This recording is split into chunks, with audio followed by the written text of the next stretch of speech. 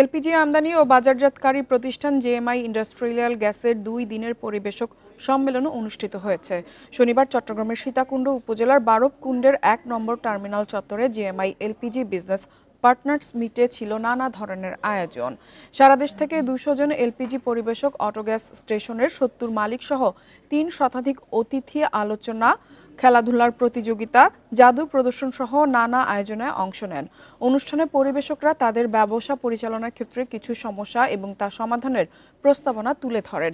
এ সময় জেএমআই গ্রুপের দীর্ঘযাত্রার পাশে থেকে শক্তি, সাহস ও এগিয়ে চলার পথে অনুপ্রেরণা দেওয়ায় সবাইকে ধন্যবাদ জানান গ্রুপের প্রতিষ্ঠাতা ও ব্যবস্থাপনা পরিচালক আব্দুর রাজ্জাক।